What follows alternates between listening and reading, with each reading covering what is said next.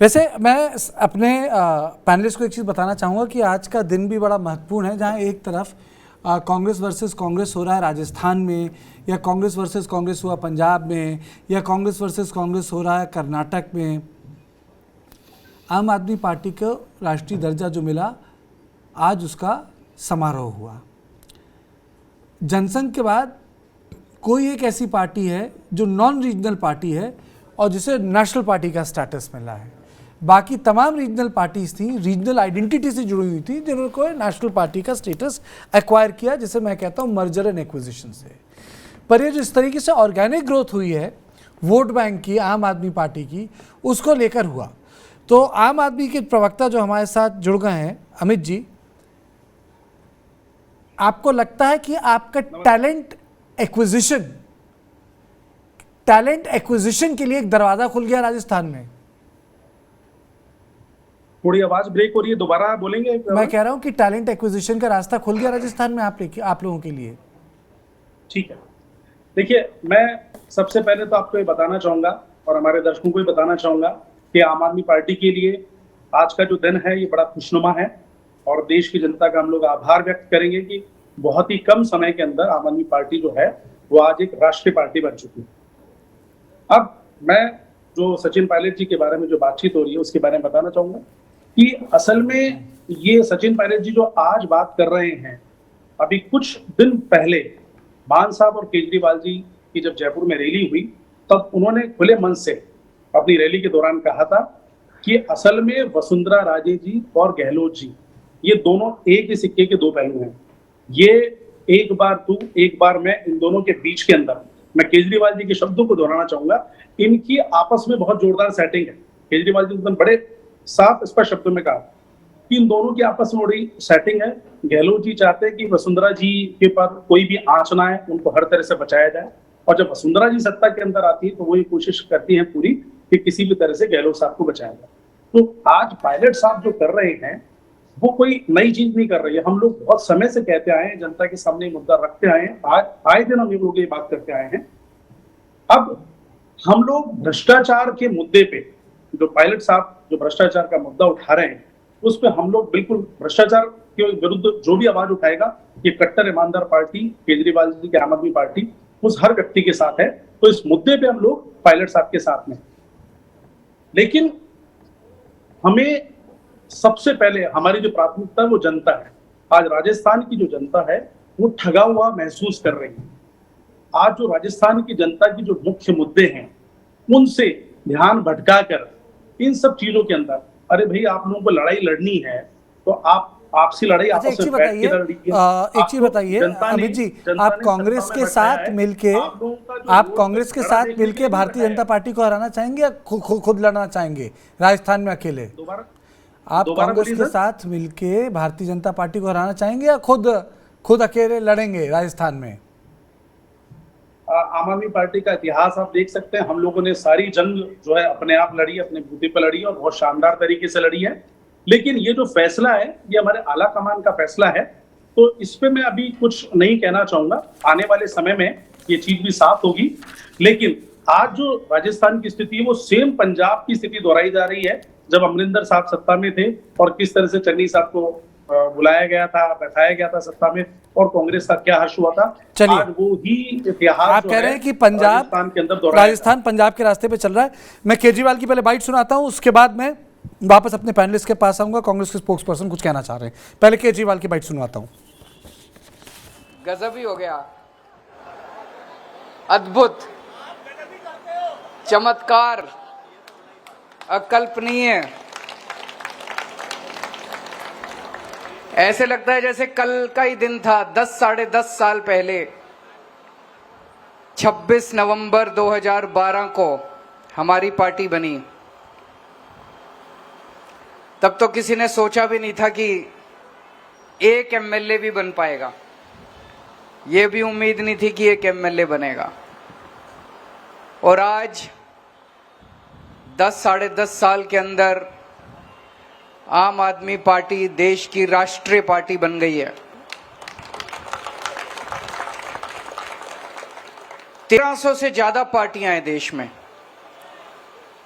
पूरे देश में 1300 से ज्यादा पार्टियां हैं और उनमें केवल 6 पार्टियां राष्ट्रीय पार्टियां हैं और उन 6 में से केवल 3 पार्टियां हैं जिनकी एक या एक से ज्यादा राज्यों के अंदर सरकारें हैं। उन 3 में आम आदमी पार्टी आती है, बीजेपी, कांग्रेस, आम आदमी पार्टी। अच्छा, एक चीज़ बताइए, आप विजय जी कुछ कहना चाह रहे थे, लड़ाई राजस्थान में चल रही है, आपके जो गांधी नेतृत्व है वो वायनाड में पहुंचा हुआ, वहाँ रैली है। अगर फाइटिंग राजस्थान में है तो जो आपके प्रिंसिपल लीडिंग नेता हैं, वो विजुअल आएंगे, हम आपको दिखाएंगे, वो विजुअल्स आ रहे हैं, वो वायनाड में हैं, ये क्यों?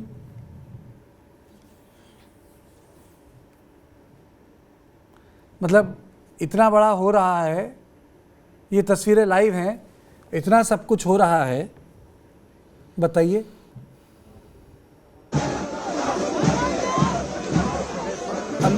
अब बताइए। अच्छा, मैं बताना चाहूँगा कि मंच पे रमेश चन्नीथला हैं, प्रियंका गांधी हैं, राहुल गांधी के सेक्रेटरी अलंकार सवाई भी मुझे पीछे दिख रहे हैं, और वेणुगोपाल जी भी हैं, केसी वेणुगोपाल जी मुझे दिख रहे हैं, और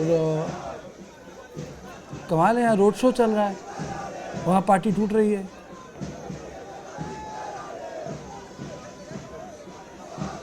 और उस पर लिखा है सत्यमेव जयते।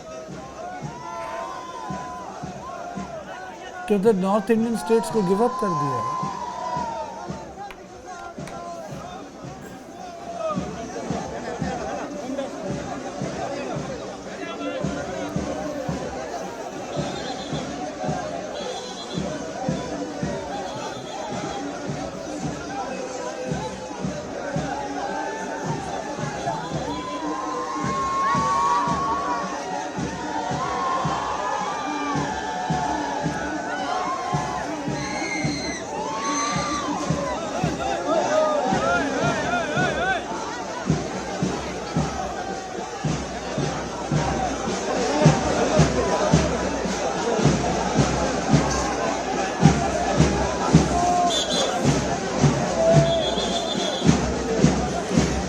ये वायनाड के विजुअल हैं। राहुल गांधी 2 दिन के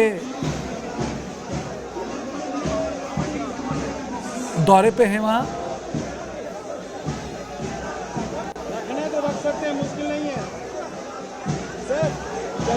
और आप देखिए, एक तरफ सचिन पायलट अनशन पे बैठे हैं, और मेरी मुलाकात हुई थी सचिन पायलट जी से केरल में, जहाँ केरल में कोच्चि से पहले मेरी उनसे मुलाकात हुई थी। वहाँ वो भी टहले थे राहुल गांधी के साथ, और जहाँ सारे बड़े लीडर्स वर्कर्स की तरह बैठे थे, चल रहे थे, वहीं मुलाकात हुई थी उनसे। लेकिन हाँ, पॉपुलैरिटी है कि कांग्रेस की। अब आप देखिए कि रोड शो हो रहा है वायनाड में।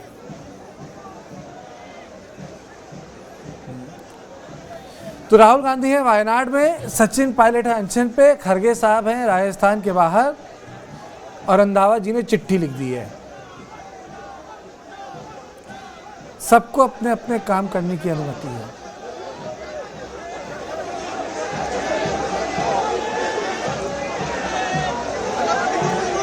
हम आपको बता दें कि राहुल गांधी की 5, सवा 5 बजे, 1 घंटे लेट चल रहा है प्रोग्राम, उनकी रैली भी होगी,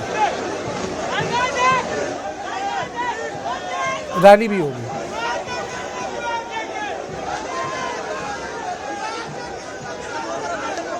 तो आइए लौट के दोबारा चर्चा पे आते हैं। आपने विजुअल देख लिए, विजुअल चलते रहेंगे। हमारे कांग्रेस के प्रवक्ता विजय कौशिक जी उस समय कुछ कहना चाह रहे थे। विजय जी, आप क्या कहना चाह रहे थे? आप बताइए। देखिए, यहाँ आपका पूरा तामझाम चल रहा है, लेकिन कोई भी बड़ा लीडर ये मामला सुलझा नहीं पाया सचिन पायलट का, जिनका जाना बहुत डैमेजिंग होगा। पहले राजा जी के पोते चले गए, किरण कुमार रेड्डी चले गए, अब सचिन पायलट बैठे हुए हैं। मतलब झड़ी सी लगी हुई है नेताओं की पार्टी छोड़ के जाने की या पार्टी छोड़ने के संकेत देने की। देखिए कार्तिकेय जी, मैंने आपसे पहले भी कहा था, कांग्रेस पार्टी में आने वालों के लिए भी दरवाजे खुले हैं और जाने वालों के लिए भी दरवाजे खुले हैं। अच्छा, माफी चाहूंगा कि मैं रोकना चाहूंगा आपको, मैं रोकना चाहूंगा। सचिन पायलट कुछ बोल रहा है। उसके विरोध में आज एक दिन का मैंने अनशन रखा था और इस मुद्दे को मैं बहुत लंबे समय से उठा रहा था। ये वही मुद्दा है जिसको लेकर राहुल गांधी जी ने संसद के अंदर, संसद के बाहर अपनी आवाज़ को रखा। कांग्रेस ने, तमाम विपक्षी दलों ने जेपीसी की मांग रखी, क्योंकि भाजपा शासन में जो व्यापक करप्शन हुआ, भ्रष्टाचार हुआ और हो रहा है, उसके विरोध में अपनी आवाज़ को हम लोग रखना चाहते हैं। वसुंधरा जी के कार्यकाल में जब हम लोग कांग्रेस में विपक्ष में थे तो हम सब लोगों ने बहुत सारे स्कैंडल्स और करप्शन के मामलों को उजागर किया था, प्रमाण के सहित। और हम लोगों ने जनता से ये वादा किया था कि जब सरकार में हम लोग आएंगे तब वसुंधरा जी और भाजपा के शासन में तमाम जो गड़बड़ घोटाले हुए, जिसका विवरण मैं बहुत पहले देख चुका हूं। भाजपा और वसुंधरा जी के समय में शराब माफिया, भू माफिया, बजरी माफिया, खान के घोटाले, तमाम तरह के अपराध सरकारी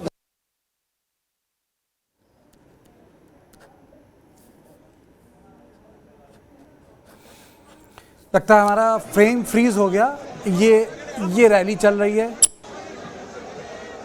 राहुल गांधी की।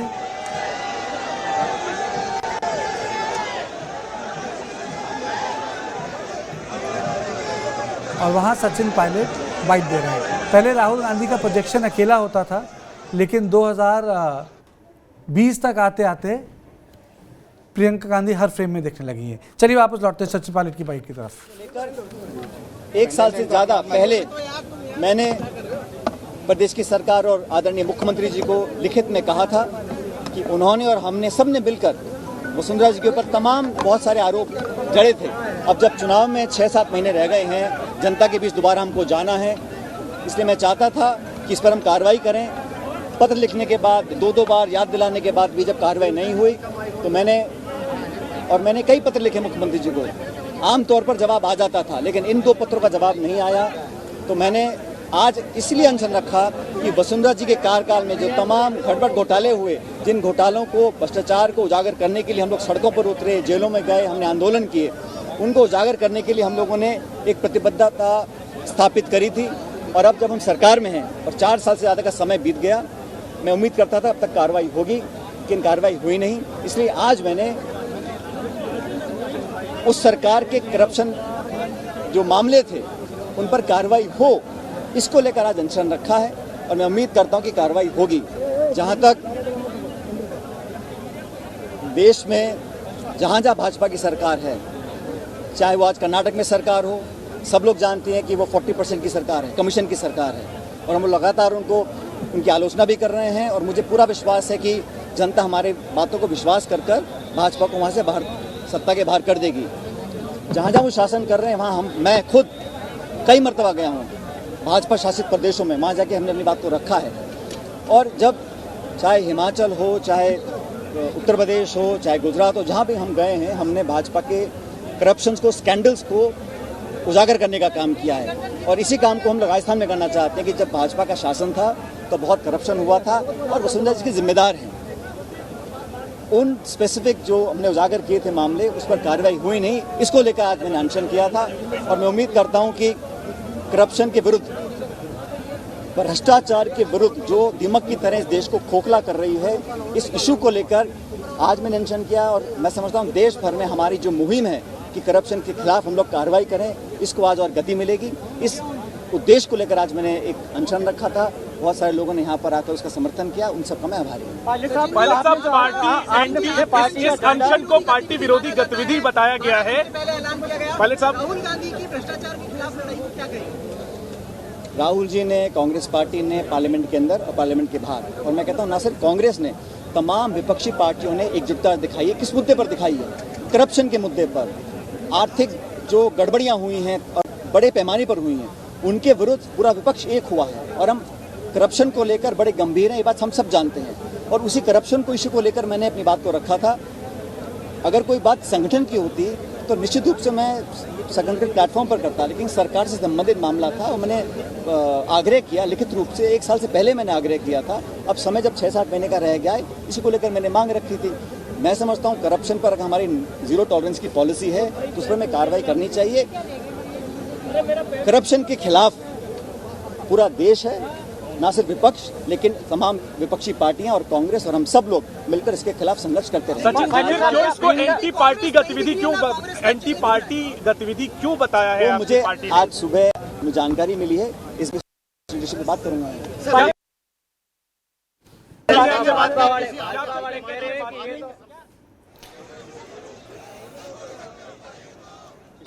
20-22 सालों से जब भी मुझे दायित्व दिया गया है, पार्टी की जिम्मेदारियां दी गई हैं और हमारा मुख्य प्रमुख जो विपक्षी दल है वो भाजपा है, खासकर इस उत्तर भारत में और राजस्थान के अंदर हर मोर्चे पर जब मैं प्रदेश का अध्यक्ष था तब हमने भाजपा को घेरने का पूरा काम किया। हम सत्ता में भी हैं तब भी हम जहां जिम्मेदारी मिलती है भाजपा को एक्सपोज करने का काम करते हैं। और जब करप्शन के इश्यूज जो पब्लिक डोमेन में हैं, ये कोई छुपे हुए नहीं हैं, ये इशू जो खान घोटाले के हैं, जमीन घोटाले के हैं, ललित मोदी के संबंधित करप्शन चार्जेस थे, तमाम तरह के चार्जेस थे, ये कोई नए नहीं हैं, ये कोई नए मैंने उजागर नहीं किए, ये पब्लिक डोमेन में थे, लेकिन बहुत लंबे समय तक इन पर कार्रवाई नहीं हुई। इसको लेकर मैंने 2 बार पत्र लिखा पिछले 1.25 साल में और मैंने आज भी ये मांग रखी है कि वसुंधरा जी के कार्यकाल में, भाजपा के कार्यकाल में जो, क्योंकि अगर हमें अपनी विश्वसनीयता बनाए रखनी है, चुनाव में जब हम लोग जाएंगे तो लोगों को लगना चाहिए कि हमारी कथनी करी में फर्क नहीं है। क्या भाजपा वाले बोल रहे हैं कि मेरे से उन्होंने बातचीत में कभी ये नहीं कहा कि ये भ्रष्टाचार का मुद्दा है, कोई बात नहीं। रंधावा जी अभी कुछ महीने पहले ही प्रभारी बने हैं, इससे पहले जो प्रभारी थे उनको मैं सारी जो प्रतिलिपियां हैं मैं मार्क करी थी और हम चर्चा करते रहते हैं। लेकिन ये करप्शन का इशू है और करप्शन के इशू हम अब तमाम बातें मीटिंग में, सभाओं में, प्रेस कॉन्फ्रेंस में हर जगह बोलते हैं और करप्शन के खिलाफ हमें बोलना भी चाहिए। और करप्शन के खिलाफ हमारा ये संघर्ष जारी रहेगा। हम चाहते हैं कि देश और प्रदेश में स्वच्छ राजनीति हो, इसको लेकर आगे भी हम कार्रवाई करेंगे। भाजपा वाले कह रहे हैं की तरफ है ये।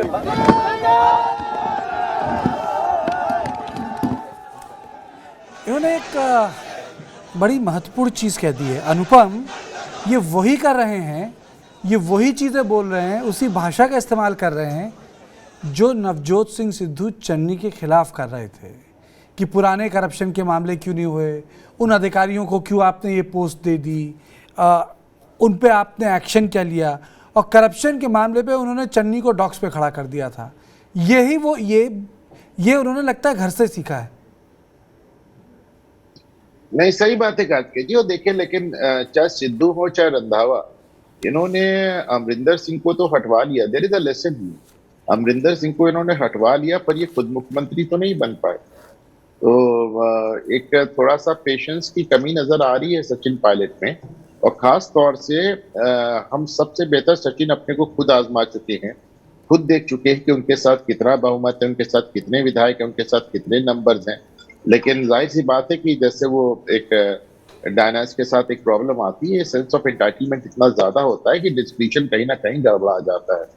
बल्कि अभी मैं राहुल गांधी को भी देख रहा था सभा में, तो उनकी मुस्कुराहट और उनकी खुशी भी बड़ी इन्फेक्शियस है। और मतलब भगवान सबको ऐसी खुशी बख्शे जहाँ पे उसको देख के समझ में नहीं आया कि जीत के हाथ हिला रहा है कि हार के हाथ हिला रहे हैं और बर्खास्त होके हाथ हिला रहे हैं। वो कमान, एक चीज अभी बड़ी दिलचस्प है, आम आदमी पार्टी के प्रवक्ता आला कमान का जिक्र कर रहे थे, वो भी मैं मेंशन करना चाह रहा हूँ कार्तिकेय जी, क्योंकि एक जमाने में अरविंद केजरीवाल आला कमान कल्चर के खिलाफ बड़े तंज किया करते थे कि कांग्रेस में आला कमान कल्चर है। तो आज जब शर्मा जी ने कहा कि हमारे आला कमान का फैसला है, मुझे बहुत खुशी हुई है। मतलब एक तरह से केजरीवाल का रिकॉर्ड 100 आउट ऑफ 100 एकदम, मतलब जो भी कहते हैं उसको पलट के वो साबित ही कर देते हैं।